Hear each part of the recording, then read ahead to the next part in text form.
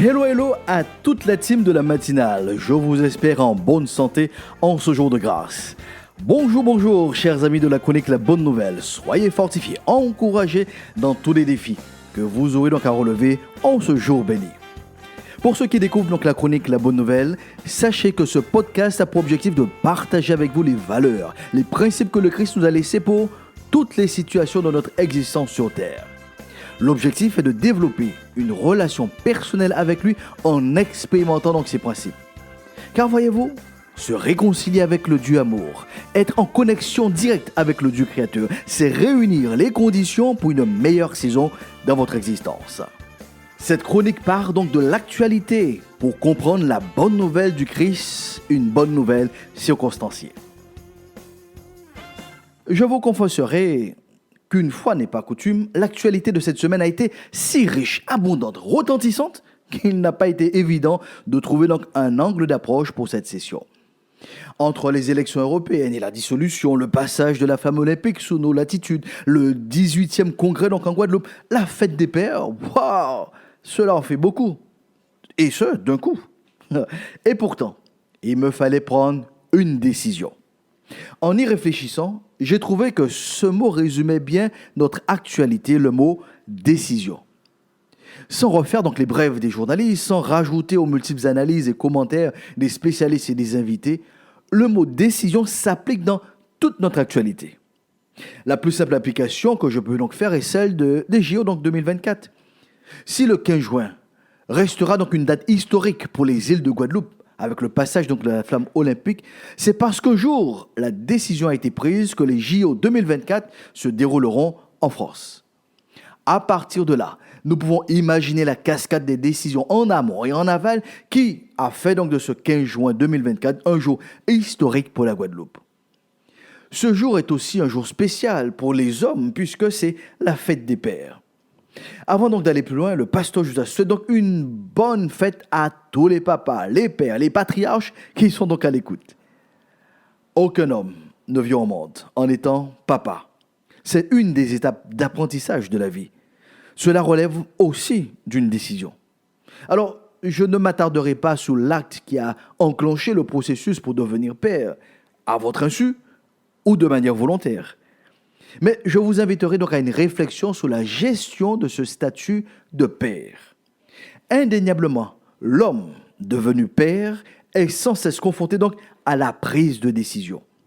Quel que soit le nombre d'années que vous avez donc dans ce statut de père, quel que soit le nombre d'enfants que vous avez, et même quel que soit leur âge, des décisions ont été prises, des décisions sont prises, des décisions seront encore prises à quelque niveau que ce soit. Cher papa, qui est actuellement donc à l'écoute de la chronique La Bonne Nouvelle, quel que soit votre bilan personnel, sur les dizaines, que dis-je, sur les centaines de décisions que vous avez déjà prises dans votre vie, surtout envers vos progénitures. Sans connaître votre histoire, un premier constat est indéniable. Toutes les décisions n'ont pas été les meilleures, les plus pertinentes, les plus stratégiques, et encore moins les plus bénéfiques. C'est une observation qui s'applique à tous, et qui est à 100% garantie pour tous. Car tous les hommes, tous les papas sont imparfaits. Tous les papas sont des élèves, des étudiants de la vie, qui apprennent sur le tas, qui découvrent, qui expérimentent à pied levé. Ce constat étant fait, cela ne veut pas dire que tout a été mauvais. Les erreurs commises, les mauvaises décisions prises, les entêtements ont débouché sur des résultats, sur des conséquences non souhaitées, non voulues. Mais comme quelqu'un l'a dit, les erreurs commises ne font pas de vous une erreur. En ce jour, cher homme, cher papa, que cette première vérité soit un cadeau pour vous. Les erreurs commises en tant que père ne vous définissent pas comme étant une erreur vous-même. Les hommes se suivent et ne se ressemblent pas. Chaque papa a son histoire qui lui est propre. Chaque père a son bilan personnel sous les décisions prises. Certaines se sont révélées juste nécessaires, bénéfiques. D'autres décisions sont certainement regrettables, inqualifiables. Mais votre statut de père n'est pas pour autant annulé. Vous devez donc de continuer à l'assumer en tirant instruction de toutes choses et en prenant là où les décisions qui s'imposent pour que les choses changent. Écoutez les propos du roi David, qui a aussi été un père. Il déclare dans le psaume 103, L'Éternel est miséricordieux et compatissant, lent à la colère et riche en bonté. Il ne conteste pas sans cesse, il ne garde pas sa colère à toujours. Il ne nous traite pas selon nos péchés, il ne nous punit pas selon nos iniquités. Mais autant les cieux sont élevés au-dessus de la terre, autant sa bonté est grande pour ceux qui le craignent. Autant l'Orient est éloigné de l'Occident, autant il éloigne de nous nos transgressions. Comme un père a compassion de ses enfants, l'Éternel a compassion de ceux qui le craignent. Car il sait de quoi nous sommes formés, il se souvient que nous sommes poussière. L'homme, ses jours sont comme l'herbe, il fleurit comme la fleur des champs. Lorsque vent passe sur elle, elle n'est plus, et le lieu qu'elle occupait ne la reconnaît plus. Mais la bonté de l'Éternel durera jamais pour ceux qui le craignent et sa miséricorde pour les enfants de leurs enfants. Cher Père, qui suivez donc ce module, la bonne nouvelle, permettez que je partage avec vous quelques bonnes nouvelles du Christ, spécialement pour vous et aussi pour moi. Première bonne nouvelle. Dieu connaît parfaitement bien la liste complète des mauvaises décisions que vous avez prises. Il connaît mieux que vous les décisions que vous regrettez et qui ont toujours une ou des conséquences dans votre vie actuelle. Deuxième bonne nouvelle. Dieu se propose de cheminer avec vous, de vous accompagner dans la suite de votre histoire. Vous l'avez peut-être ignoré, rejeté, mais lui, il ne vous a pas abandonné, il vous propose même un plan d'épuration de vos péchés et de vos mauvaises décisions par le processus de la reconnaissance, de la repentance, de la réparation. Et la troisième bonne nouvelle, il vous soutient dans cette volonté de vivre une meilleure saison en tant que père. Il est prêt donc à investir avec vous dans votre famille pour que vos progénitures actuelles ainsi que la génération à venir soient donc au bénéfice d'une nouvelle version de vous-même. Tout changement, toute meilleure saison commence par une nouvelle décision. J'ai décidé de ne plus reculer. Je suis venu. Les choses anciennes vont passer ce soir. Voici toutes choses deviennent nouvelles dans ta vie. J'ai donné ma vie. Hey, à Christ.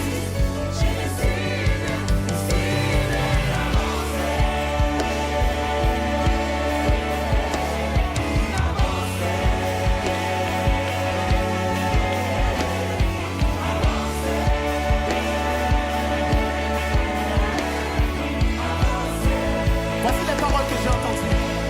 Ça disait ça. Tu changes toutes choses, oui, tu changes toutes choses. Et avec toi, je veux avancer. Alléluia. Yes. Oh, tu changes.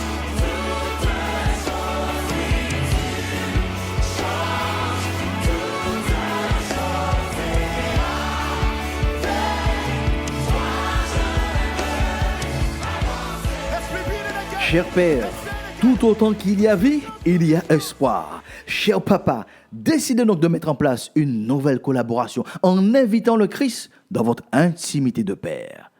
Intégrez une valeur sûre et certainement nouvelle dans votre vie de Père, la crainte de Dieu. Il ne s'agit pas donc de la peur de Dieu, mais bien au contraire d'un respect des règles établies, des principes qu'il a mis en place et qui contribuent à votre réussite en tant que Père. Car voyez-vous, quand nous faisons l'autopsie des mauvaises décisions, nous découvrons que des principes, des règles n'ont pas été respectés, d'où les résultats que nous connaissons. Devenez donc amis avec le Christ, qui soutient toutes choses par sa parole, par ses principes. Qu'il soit donc votre confident en tant que Père. Voilà donc la musique retentit, donc il ne me reste plus que quelques secondes pour vous saluer et vous souhaiter une nouvelle fois à tous les hommes, à tous les pères qui sont donc à l'écoute, une bonne fête donc des pères. Que durant donc cette nouvelle semaine, que vous puissiez, que nous puissions ensemble prendre donc les bonnes décisions en tant qu'hommes, tout simplement. D'où que vous soyez, quelle que soit vos latitudes, proclamons donc ensemble la paix de Dieu soit avec vous pour une meilleure saison.